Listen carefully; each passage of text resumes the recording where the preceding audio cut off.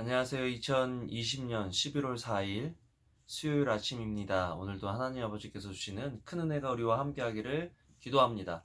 사랑과 은혜가 많으신 하나님, 저희들에게 은혜를 주시고 하나님 아버지의 사랑 안에 거하는 하루 되게 하여 주시옵소서. 예수님 이름으로 기도합니다. 아멘.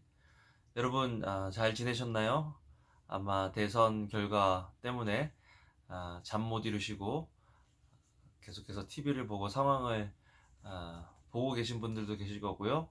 잠은 주무셨지만 아마 일어나자마자 TV를 켜신 분도 있을 것 같은데요.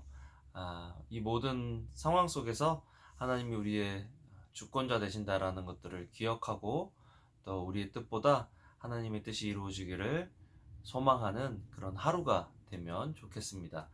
하나님께서 오늘 데살로니가전서 3장 1절에서 13절을 통해서 우리에게 해주시는 교훈은 뭘까요? 지금 상황적으로 데살로니가 교회는 많은 어려움에 있었습니다.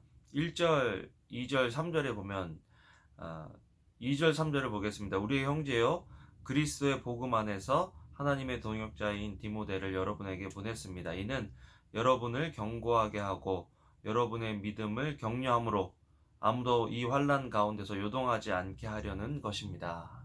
이 환난 가운데서 아무도 요동하지 않게 위해서 하나님께서 지금 사도 바울을 데살로니가의 어떤 리더로 편지를 쓰게 하는 마음을 주시고 또 사도 바울은 디모데를 데살로니가 교회로 보내서 그들을 격려함으로 위로하게 하십니다. 여러분, 환난 속에 있는 사람들, 고난 가운데 있는 사람들에게 필요한 것은요, 격려입니다. 2절 말씀도 디모데를 여러분에게 보냈습니다. 이는 여러분들을 견고하게 하고 여러분의 믿음을 격려한다. 여러분, 격려받을 때 사람은 어려움을 이길 수 있는 힘을 얻게 되죠. 저도 개척해서 힘든지 모르고 또 어려운지 몰랐는데 제 마음은 괜찮은 줄 알았어요. 그런데 멘토 되시는 우리 강주민 목사님 만나서 이렇게 식사하고 이런저런 이야기를 하는데 갑자기 목사님께서 변 목사 많이 힘들지 그러는데 저도 모르게 뭉클하더라고요. 울 뻔했어요. 이렇게 돌이켜보면 아마 외롭고 힘들었나 봐요.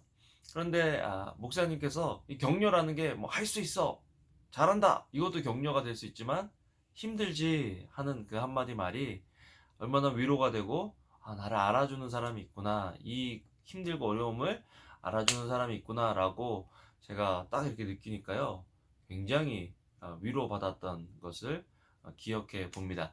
여러분들은 누구에게 어디서 위로를 얻나요? 사실 사도 바울도 그렇게 좋은 상황은 아니었는데 사도 바울이 갈 수 없는 상황이잖아요. 답답한 상황, 힘든 상황, 어려운 상황인데 이런 상황에서 사도 바울은 어디서 격려를 얻었을까 생각해 보면 사도 바울이 기쁨을 둔 그 근원이 좀 다른 사람들과 달랐다라는 것입니다. 세상적인 어떤 환경이나 인정이나 또 세상적인 성공이 또 유명함이 그의 기쁨이나 만족의 근거가 되는 것이 아니라 그는 성도의 믿음이 주님 안에서 올바르고 또 그들이 주님 안에서 잘 성장하고 있다라는 그 사실에 만족감을 얻었다라는 것입니다. 4절에 우리가 여러분과 함께 있을 때 우리가 환난 당한 것을 여러분에게 환난 당할 것을 여러분에게 예고했는데 실제로 그렇게 됐고 여러분도 그것을 잘 알고 있습니다.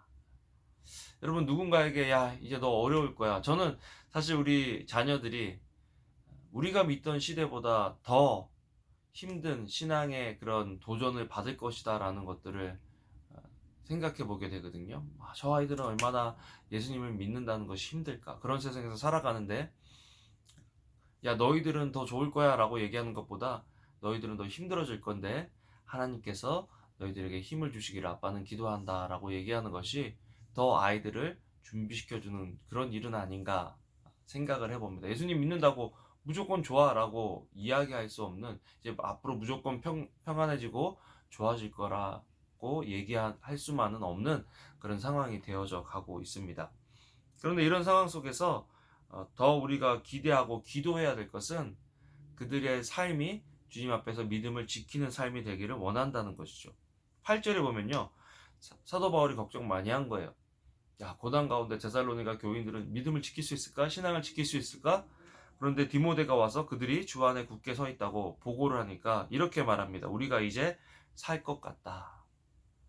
정말 온 신경과 온 마음이 내 편안과 내 안위가 아니라 정말 성도들의 삶, 그들의 신앙의 삶, 믿음의 삶에 그의 온 초점이 맞춰져 있었고, 또 하나님의 도우심으로 그들이 신앙을 잘 지키고 있다라는 말을 하니까, 보고를 들으니까 살 것 같다는 거예요. 여러분, 요즘 무엇 때문에 살 것 같으십니까?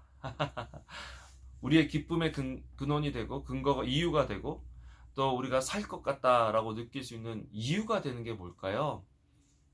바로 믿음입니다. 누군가의 믿음, 내가 돕고 기도하는 사람, 그 사람의 믿음이 성장했다 라는 것에서 오는 그 믿음이, 만족감이 우리 속에 있어야 한다라는 거죠. 그래서 사도 바울은 거기에 대해서 감사하는 거예요. 물론 그 마음의 답답함, 원하는 것이 있습니다. 뭐죠? 서로 얼굴과 얼굴을 대면해서 같이 교제하는 것입니다. 저도 대면해서 예배하고 대면해서 교제하고 싶어요. 잘 연락이 안 되는 분들은 제가 믿음 안에 서 있을까? 믿음을 지키고 있을까? 예배를 하고 있을까? 사도 바울처럼 굉장히 궁금해요. 그런데 어떻게 연결이 돼서 얼굴 보고 얘기 들어보면 큐티하고 있고 말씀대로 살아가려고 씨름하고 있는 모습 보면요, 얼마나 감사한지 모르겠어요. 여러분, 이런 고난의 시기에, 혼란의 시기에 우리가 믿음을 지킨다는 것, 그것은 서로가 서로에게 기쁨이 되어주는 일입니다. 또한 서로가 서로를 위해서 하나님, 저 가정이, 저 사람이, 저 지체가, 저 형제가, 저 자매가 믿음을 지킬 수 있도록 도와주세요 라고 기도할 때 우리는 이 혼란과 고난과 핍박의 시기에도 또 기쁨을 유지할 수 있게 된다는 거 기억하시고요. 오늘 나 자신이 아니라 우리 주변에 있는 사람들의 믿음을 위해서 관심을 갖고 기도해주는 저와 여러분들 되면 좋겠습니다. 그냥 카톡으로 힘들지? 잘 지내? 하나님과의 관계는 어때? 요즘 하나님께서 주시는 말씀은 있어? 이렇게 사랑으로 점검하는 것이 아니라 사랑으로 물어봐 주시고 격려하는 저와 여러분들 하루 되면 좋겠습니다. 기도하겠습니다.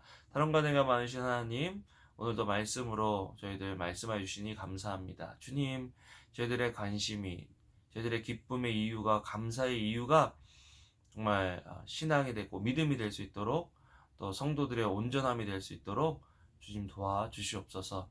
감사를 드립니다. 예수님 이름으로 기도합니다. 아멘.